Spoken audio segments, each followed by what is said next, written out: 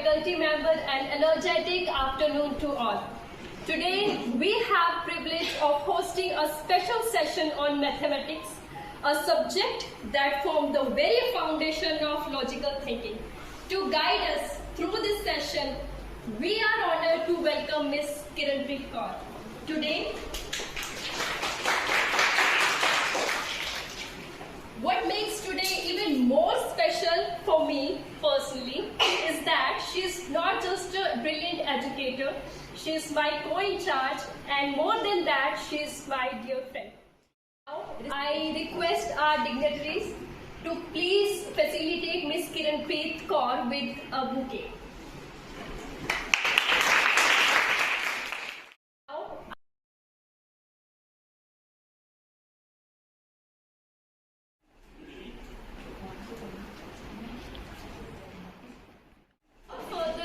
I warmly welcome Ms. Kiranpreet ma'am. Please welcome ma'am. Thank you so much Neha ma'am for such a wonderful intro of mine. A very warm afternoon to one and all present here. Firstly, I would like to extend my heartfelt thanks to my IISc team whose continuous support and guidance always inspires me. It gives me immense pleasure to stand here as a resource person for this 26th mentor talk session on mathematics pedagogy. As we know, mathematics pedagogy or mentor talk session is the great initiative started by our respected principal Mr. Ravi Kumar, but it has become everyone's responsibility. So Ravi sir यहाँ पे है नहीं, but मैं उनके लिए कुछ बोलना चाहूंगी. रोशनी बांटते हैं वो जो खुद दीपक बनते हैं. रोशनी बांटते हैं वो जो खुद दीपक बनते हैं. प्रेरणा देते हैं वो जो औरों के लिए राह बनते हैं, जो औरों के लिए राह. So let's move forward. Firstly, we explore about some basics of maths. Let's discuss.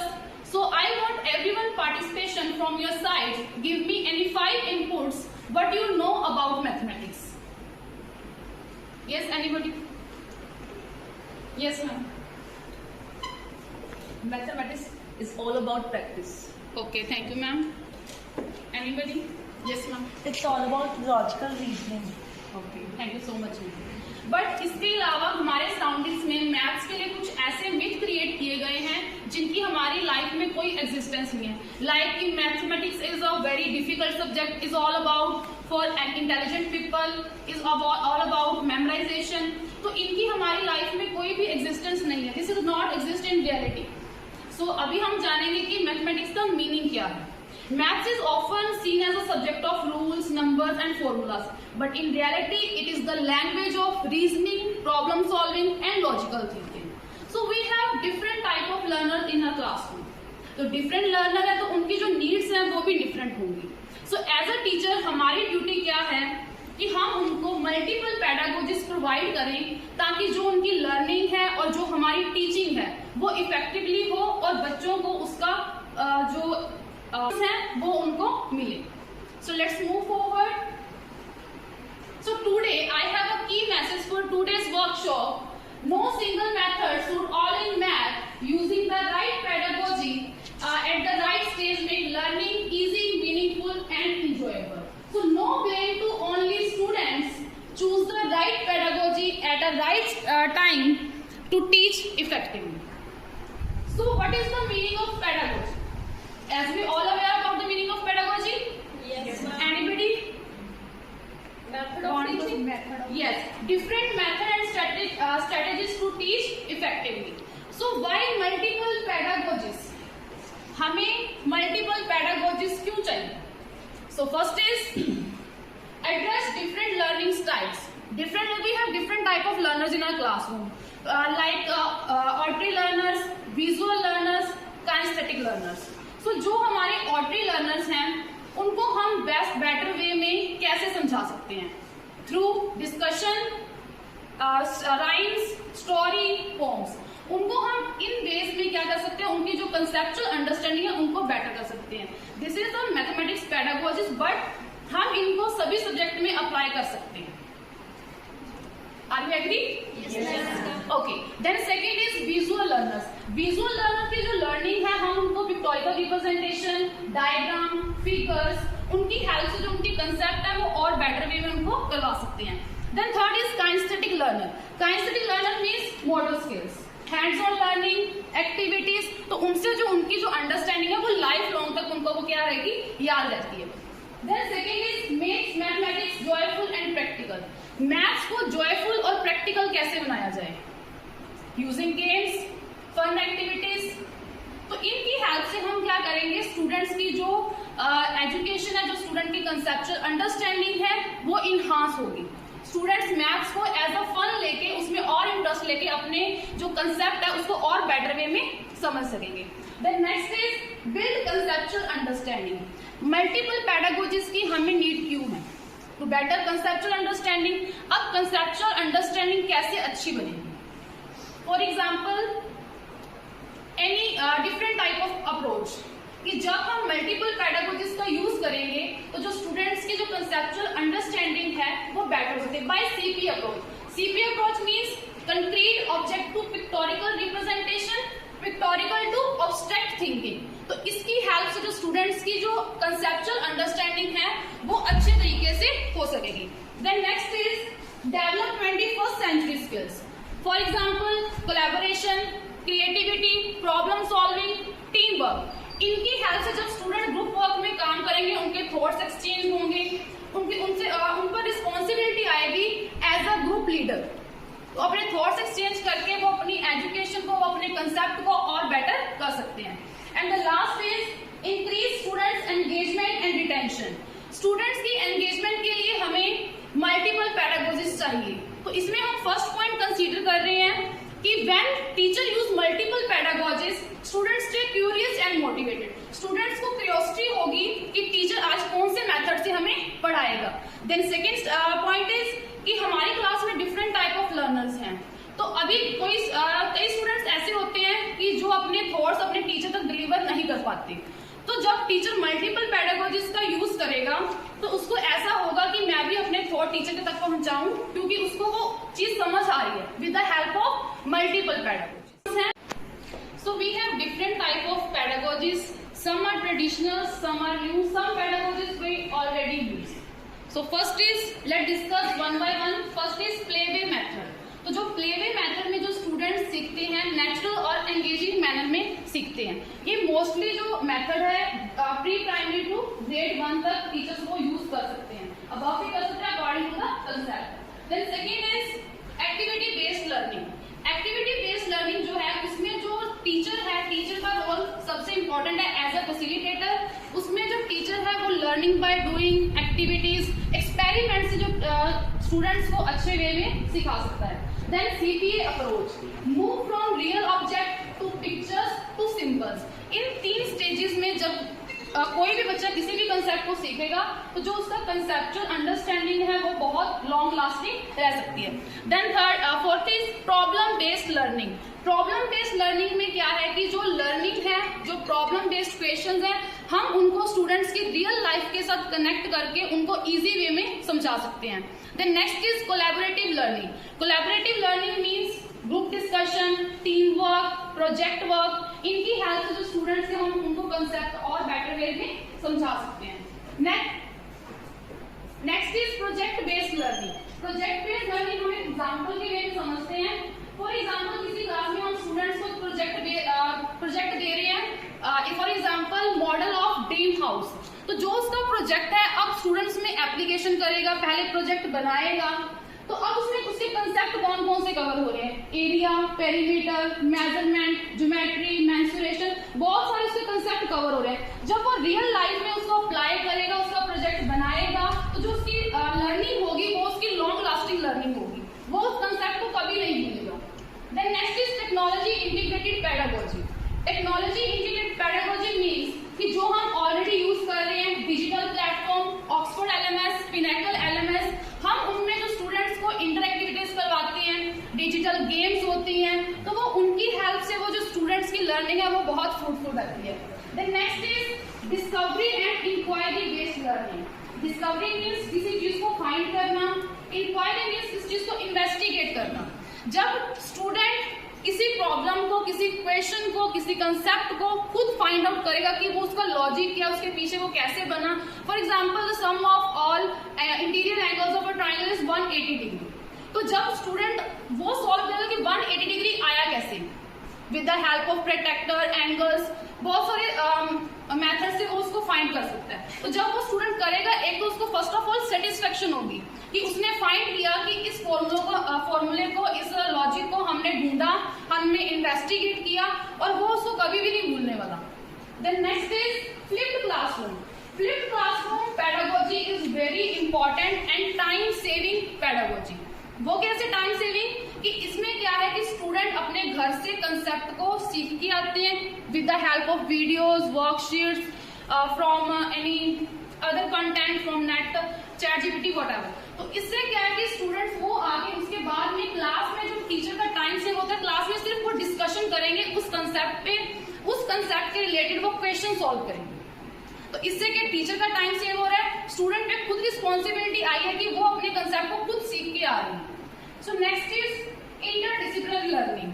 Interdisciplinary we all aware about the कि एक सब्जेक्ट को दूसरे सब्जेक्ट के साथ इंटीग्रेट करके किसी कंसेप्ट को, किसी क्वेश्चंस को करना। तो मैं आपसे पूछना चाहूंगी कि मैथ्स को हम किसी और सब्जेक्ट के साथ कैसे कोरिलेट कर सकते हैं? Yes anybody? Yes ma'am. Ma'am with English is relatable, क्योंकि Yes, स्टेटमेंट्स होती हैं तो वो समझ में आएंगी, तो वो मैथ सॉल्व कर लैंग्वेज, यस मैम, कोई भी लैंग्वेज है वो हर सब्जेक्ट में उसका यूज है। Thank you so much ma'am. Anybody? Yes Ma'am, it can be integrated with the social science in the forms of maps. Even it can be integrated with the find the different coordinations of Earth. हाँ। तो वहाँ पे जैसे locations वगैरह हम find out करवाते हैं geography के अंदर, तो ये डायरेक्टली वहाँ पे इंटीग्रेट होता है। इवन वहाँ पे एंगल्स जो हैं हाँ। वो डिक्टेट किए जाते हैं, एंगल्स को डिफाइन किया जाता है, ग्राफ्स को वहाँ पे डिफाइन किया जाता है। इकोनॉमिक्स जो है वो डायरेक्टली मैथ्स के साथ कनेक्टेड है। हाँ जी। तो मैथ्स के साथ इकोनॉमिक्स को ग्राफ्स की फॉर्म में, डिफरेंट कैलकुलेशंस की फॉर्म में डायरेक्टली उसको इंटीग्रेट किया जाता है। Yes sure sir, thank you so much sir. Any other subject? Yes ma'am, physics. Physics और मैथ्स को कैसे ओके, न्यूमेरिकल्स की साइंस में पूरा मैथ्स, उसके न्यूमेरिकल्स मैथ पे डिपेंड करते हैं। ओके, और इसमें एक आर्ट एंड क्राफ्ट का सबसे बड़ा रोल रहता है, क्योंकि मैथ्स में ज्योमेट्री का जो पोर्शन है उसमें जो सारे फिगर्स हैं, जो भी ड्राइंग है, जो डायग्राम्स है, हम कह सकते हैं कि आर्ट एंड क्राफ्ट का हर सब्जेक्ट में बहुत बड़ा रोल है। फॉर एग्जाम्पल साइंस की ले लें तो साइंस में भी diagram use, that is a part of art and craft subject. So we have lot of pedagogies. So right pedagogy at right stage make learning easy, meaningful and enjoyable. So now we have to discuss one by one pedagogies in detail. So first pedagogy is playway method. So first of all objective of demonstration. Playway method के जो हमारे objective है वो क्या हो सकते हैं कि जो students हैं वो natural अपने एक ऐसे इन्वायरमेंट में सीखेंगे जहां पे उनको कंसेप्ट के साथ फन भी मिल रहा है। तो इसका ऑब्जेक्टिव ये है कि हम स्टूडेंट्स को उनके अकॉर्डिंग, उनकी मर्जी से एक ऐसा इन्वायरमेंट क्रिएट करके दें ताकि दोनों तरफ से बेनिफिट, स्टूडेंट भी सीखे और जो टीचर है उसकी सेटिस्फेक्शन भी हो जाए कि जो उसने कंसेप्ट करवाना है वो स्टूडेंट्स को समझ आ गया है। इसमें हम टॉपिक क्या करवा सकते हैं, odd and even numbers through hopscotch. Hopscotch means जो आपको ये इसमें विजिबल होगी स्क्रीन में ड्राइंग। तो इसमें हम ऑड एंड इवन हम कैसे कर सकते हैं। फॉर एग्जाम्पल ये हमारे पास जो टाइल्स हैं, हम इसमें 1 to 10 नंबर्स लिखते हैं, स्टूडेंट्स को गाइड कर रहे हैं कि जब आप 1 नंबर पे एक आपने टाइल छोड़ के स्किप करना है, तो जब वो स्किप करेगा तो 1 के बाद वो सीधा 3 नंबर पे आएगा। सेम इसी तरह अगर वो 2 से स्टार्ट कर रहा है तो एक नंबर स्किप करके वो 4 पे आएगा। इट मींस कि जो स्टार्टिंग फ्रॉम 1 नंबर है वो उसके क्या होंगे ऑड, जो 2 से स्टार्ट हो रहे हैं दैट इज इवन। तो उसमें उसकी फन भी भी इंक्लूड हो गया और जो उसका कंसेप्ट है वो भी उसमें उसको समझ आ गया। बट इन एनी एक्टिविटी सबसे बड़ा जो रोल है वो किसका होता है? सबसे बड़ा रोल गेम्स का, टीचर का। सबसे बड़ा role teacher as a facilitator. Second is setup, किसी भी एक्टिविटी का setup is most important. Then third is material, कि हम उसमें मटेरियल क्या यूज कर रहे हैं। ऐसा भी हो सकता है कि हम एक्टिविटी का सेटअप कर ले बट हमारे पास मटेरियल ही नहीं है, तो उस एक्टिविटी का कोई भी कंक्लूजन नहीं निकलेगा। Then fourth is instructions, instructions must be crystal clear. अगर जब तक स्टूडेंट्स के पास इंस्ट्रक्शंस पास ऑन नहीं होंगी तब तक उस एक्टिविटी का कोई भी फायदा नहीं। अगर बच्चे को समझ ही नहीं आया कि हमने एक्टिविटी में करना क्या है तो वो क्या ही उसको समझेगा। So this all 4 points are very important for any activity. Yes ma'am.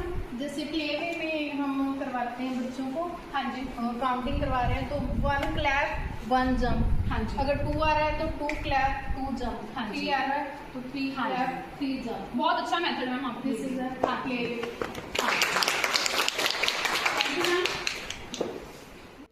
And the other suggestive topics are counting and number recognition, shapes identification, basic addition and subtraction, and pattern and sequencing. हम इन सभी topics को भी play way method से करवा सकते हैं और better way में करवा सकते हैं। Then next is activity based learning. First of all objectives. Activity based learning के objectives क्या हो सकते हैं कि students learning by doing, activities, experiments, मतलब किसी चीज को हाथ से करके उसको सीखें। तो हम इसकी एक एग्जांपल ले रहे हैं, एक टॉपिक आ रहा है multiplication as repeated addition, we can say array method. तो हम इसको कैसे कर सकते हैं? So we have a number grid 5 into 5 number grid. We can also take a 10 into 10 grid and also table grid, जिससे हम स्टूडेंट्स को मल्टीप्लिकेशन सिखा सकते हैं एज अ नंबर ग्रिड। तो अगर हम यहाँ पे suppose this is a array method, हम क्वेश्चन ले रहे हैं यहाँ पे 3 into 5, it means 3 rows and 5 columns. तो यहाँ पे स्टूडेंट्स 3 रोज में 5 कॉलम्स में जो बॉक्सेस है उनको काउंट करके इसका आंसर क्या कर सकता है, फाइंड करता है। Suppose that 3 rows 1 2 3 and 5 columns 1 2 3 4 5 all columns are covered. So 1 2 3 4 5 6 7 8 9 and 10, then 11 12 13 14 and 15। यहाँ पे उसके 3 into 5 की जो रोज एंड कॉलम्स है कंप्लीट है। इट मीन्स इसका आंसर उसने क्या फाइंड किया, 15। This is a concrete object, real object से उसने सीखा। और उसकी जो पिक्टोरिकल रिप्रेजेंटेशन हमारे पास क्या है, that is a chart. But जब हम उसको डायरेक्ट इक्वेशन देते हैं 15 डिवाइडेड बाय 3, ओके, तो यहाँ पे 3 multiply 5, that is a abstract thinking, abstract symbolic form. And this is all about array method. तो इसमें हम क्या कर सकते हैं, इसमें हम टेबल ग्रिड भी ले सकते हैं 10 into 10, हम इसमें नंबर ग्रिड भी ले सकते हैं 10 into 10 according to the concept, according to the questions. Then same चीज setup, material, instructions, that is very important in any activity.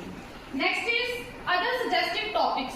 हम एक्टिविटी बेस्ड लर्निंग में कौन कौन से टॉपिक सजेशन के लिए रख सकते हैं, fraction, place value, geometry, measurement. And the next is CPA approach, concrete to pictorial to abstract. इसमें हम एक कंसेप्ट के थ्रू इसको समझेंगे। फर्स्ट इज डिवीजन, टॉपिक हम क्या ले रहे हैं, डिवीजन, शेयरिंग, इक्वली। तो कंक्रीट स्टेज में हमारे पास क्या होगा, हमारे पास 12 काउंटर्स और बटन होंगे एक टेबल पे। तो वहां पे उनको हम 3 फ्रेंड्स में हमने वो जो 12 काउंटर्स है वो इक्वली डिवाइड कर दिए। तो स्टूडेंट कैसे करेगा, हम क्या करेंगे, वहां पे 3 सर्कल्स ड्रॉ करेंगे। तो उन स्टूडेंट्स ने, वो 3 फ्रेंड्स ने वो 3 सर्कल्स में वो 12 जो काउंटर्स है वो इक्वली डिवाइड करनी है। तो वो कैसे करेगा, हर जो स्टूडेंट के पास 4 आएंगे वो हर सर्कल में 4 इक्वली डिस्ट्रीब्यूट करेगा। तो ये वो उसका क्या होगा, अगर हम ये आपका कंक्रीट स्टेज में होगा। बट हम पिक्टोरिकल स्टेज में जो बोल रहे हैं वो हम चार्ट के थ्रू से करेंगे। चार्ट के ऊपर 3 सर्कल ड्रॉ करेंगे, 12 डॉट्स देंगे उनको, वो क्या करेंगे, हर स्टूडेंट हर सर्कल में वो इक्वली डिवाइड करेगा। That is a pictorial stage. Then third is abstract stage.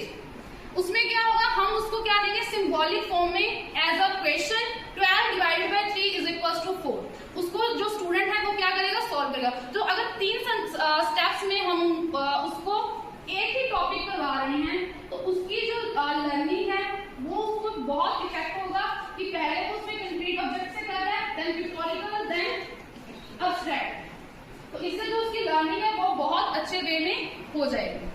Then other suggested topic is fractions, area of rectangle and multiplication.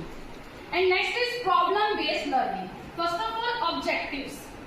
Problem based learning means कि जब स्टूडेंट अपनी प्रॉब्लम्स को real life के साथ, problems means story समझ, उसको real life के साथ कनेक्ट करके जब वो सॉल्व करेगा तो जो उसकी जो क्वेश्चन है, जो उसकी कंसेप्ट है, वो उसको इजी लगेगी, क्योंकि वो खुद के साथ उसको क्या कर रहा है, कोरिलेट कर रहा है।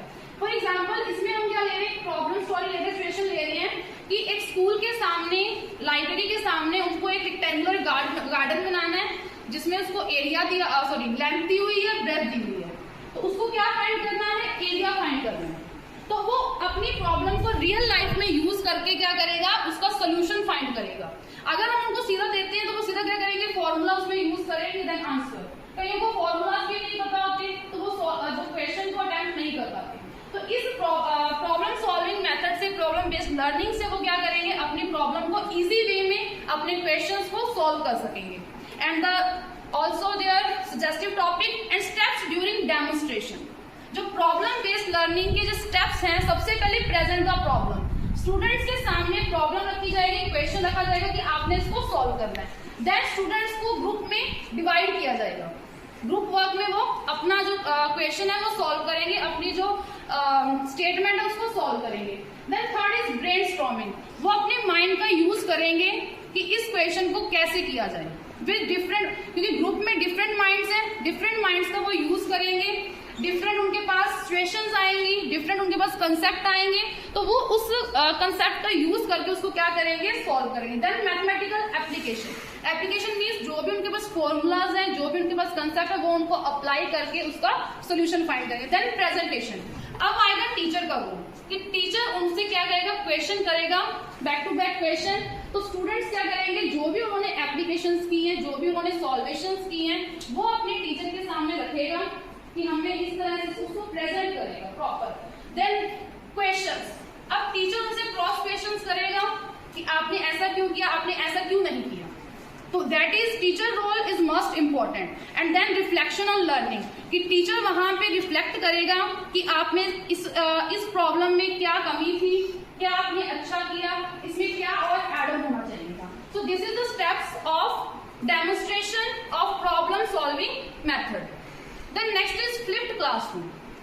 Flipped classroom we already discussed कि जो स्टूडेंट्स हैं वो पहले घर से अपना जो कंसेप्चुअल अंडरस्टैंडिंग घर से करके आएंगे through any video, worksheet, YouTube, ChatGPT, तो वो अपने कंसेप्ट को घर से सीख के आएंगे।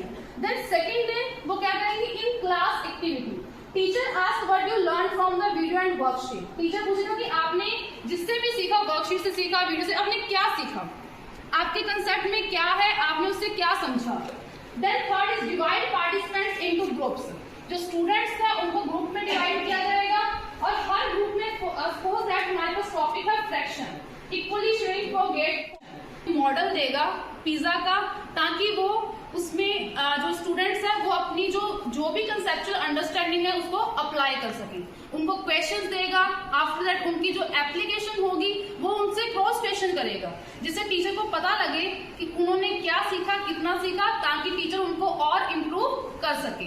तो इसमें फर्स्ट ऑफ ऑल एक तो हमारा जो टीचर्स का वो क्या हो रहा है, टाइम सेव हो रहा है, और स्टूडेंट्स को रिस्पॉन्सिबिलिटी मिल रही है कि वो अपने कंसेप्ट को खुद सीख के आ रहे हैं और खुद अप्लाई कर रहे हैं। टीचर उसमें एड ऑन कर सकता है कि आपको और कैसे बेटर कर सकते हो, उनकी प्रॉब्लम्स, उनके डाउट्स डिस्कस कर सकते हैं, फोर्स क्वेश्चन डिस्कस कर सकते हैं। इससे टीचर्स को भी और टाइम मिल जाएगा ताकि जो स्टूडेंट्स की जो लर्निंग वो और इफेक्टिव हो सके। Then other suggested topic of first of material required, short video clip और pre class, worksheets, chart paper, marker, white board, projector. वो स्टूडेंट्स का मटेरियल की जो वो वर्कशीट से करना चाह रहे हैं, वो नेट से करना चाह रहे हैं, वो गूगल से करना चाह रहे हैं, as a student's choice. And the other suggested topic is addition and subtraction with carrying and borrowing, multiplication table, patterns, fraction, perimeter and area, and understanding angles. So thank you so much. Model देगा. This is all from my side. It's time to conclude today's workshop. So give me any 5 takeaways from your side. What you learned from today's workshop? Steps involved in flipped classroom. Okay, thank you so much, sir. Anybody else? Activity based learning. Activity based learning. Yes. Any other? Please clap for Babita Namani. method से हैं। Playway method. Okay, thank you so much, ma'am. Okay, yes, 3 हुए अभी, 4 and 5, yes sir. ਜਿਹੜੀਆਂ ਤੁਸੀਂ approach ਦੱਸੀਆਂ ਨੇ ਹਾਂਜੀ। ਇਹ ਸਾਰੀਆਂ ਮਤਲਬ ਆਪਾਂ ਨੂੰ ਬੱਚਿਆਂ ਨੂੰ ਸਿਖਾਉਣਾ ਹਾਂਜੀ। ਪ੍ਰੈਕਟੀਕਲੀ ਉਹਦੇ ਵਾਸਤੇ ਦੱਸੀਆਂ ਹਾਂਜੀ। ਠੀਕ ਹੈ ਜੀ। ਮੈਨੂੰ ਇਹ ਲੱਗਦਾ ਵੀ ਜੋ ਵੀ ਅਪਰੋਚਾਂ ਤੁਸੀਂ ਦੱਸੀਆਂ ਇਹ ਸਾਰੀਆਂ ਤੁਸੀਂ ਆਪਣੇ ਪਹਿਲਾਂ ਫੋਲੋ ਕਰਕੇ ਫਿਰ ਦੱਸੀਆਂ ਹਾਂਜੀ। ਠੀਕ ਹੈ ਜੀ। ਤੇ ਸਾਨੂੰ ਸਿਖਾਉਣ ਵਾਸਤੇ ਦੱਸੀਆਂ ਜੇ ਅਸੀਂ ਆਪਣੀ ਕਲਾਸ ਦੇ ਵਿੱਚ ਇਹ ਅਪਰੋਚ ਫੋਲੋ ਕਰੀਏ ਹਾਂਜੀ। ਤਾਂ ਸਾਨੂੰ ਇਹ ਦੱਸੋ ਵੀ ਕੀ ਇਹਦੇ ਡਰੋਬੈਕ ਹੋ ਸਕਦੇ ਆ, ਅਸੀਂ ਉਹਨਾਂ ਨੂੰ ਕਿਵੇਂ ਸੋਲੂਸ਼ਨ ਉਹਦਾ ਸੋਲਵ ਕਰ ਸਕਦੇ ਹਾਂ, ਕੀ ਸਾਨੂੰ ਮੁਸੀਬਤਾਂ ਆ ਸਕਦੀਆਂ सर मुसीबत तो कुछ नहीं है मतलब कि अप्लाई करें तो ਸਾਨੂੰ ਕੀ ਔਖਾਈ ਆਊਗੀ ਉਹ ਚੀਜ਼ ਪੁੱਛਣਾ ਹੈ। सर एज अ टीचर अगर हम क्लास में प्रिपेयर होके जा रहे हैं तो हमें कोई भी प्रॉब्लम नहीं है। नहीं जेकर मान लो बच्चे जिवें ग्रुप लगने हाँ जी। हाँ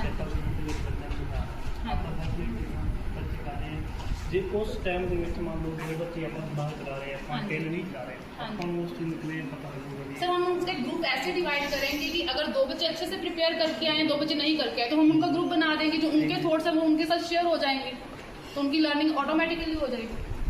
ਤੁਹਾਡੇ ਕਹਿਣ ਦਾ ਮਤਲਬ ਦੋ ਬੱਚੇ ਜਿਹੜੇ ਘੱਟ ਪੜ੍ਹੇ ਲਿਖੇ ਦੋ ਬੱਚੇ ਥੋੜੇ ਬਾਅਦ ਉਹਨਾਂ ਨੂੰ ਆਪਾਂ ਕਰੀਏ सर काट पड़ेगी। नहीं मतलब ਤੁਹਾਡੇ ਕਹਿਣ ਦਾ ਮਤਲਬ ਤਾਂ ਇਹ ਹੈ कि थोड़े सर मैं फ्लिप्ड क्लासरूम की बात कर रही हूँ कि अगर 2 बच्चे अच्छे से प्रिपेयर करके आए हैं, 2 बच्चे नहीं करके आए, तो हम चारों के ग्रुप बना देंगे, जो पढ़ के आए हैं वो अपनी जो थॉट्स हैं जो अपनी लर्निंग है वो उनके साथ शेयर करेंगे, तो उनको भी तो बेनिफिट हो ही जाएगा, उनकी भी लर्निंग हो जाएगी। Thank you sir. Thank you so much everyone for your precious time. With this, I am very thankful my helping fellow Mr. Gurpreet and Miss Anchal Gagneja for their constant support to prepare this session. Thank you so much. Respected Director Sir, Principal Sir, Headmistress Ma'am, our esteemed resource person for today, Ms. Kiran Kaur, and my dear colleagues. On behalf of everyone present here, I would like to express my sincere gratitude for this enriching and insightful session on mathematical pedagogies in action, practical approaches and joyful learning. Ma'am, you have given a very right technique that using right pedagogy at right state makes mathematical learning easy and enjoyable. We are deeply thankful to Ms. Kiran Kaur for sharing her valuable knowledge, innovative ideas and practical strategies that will surely help us making mathematicals more engaging and enjoyable for our students. Your session was truly inspired to us and rethink our teaching methods and bring creativity in our classroom. I would also like to extend my heartfelt thanks to our school management and organizers for arranging such a meaningful session. Your efforts in providing us with the opportunities for professional growth are highly appreciated. A special thanks to all the participants for your active involvement and enthusiasm, which made this session. Once again, thank you everyone for being here. Now it's the time for presenting a small token of gratitude for our esteemed guests here. So now I request our Honorable Principal Sir, Mr. Ravi Kumar and Nameet Ma'am, Ankur Sir to please present a token of gratitude to our esteemed guest person.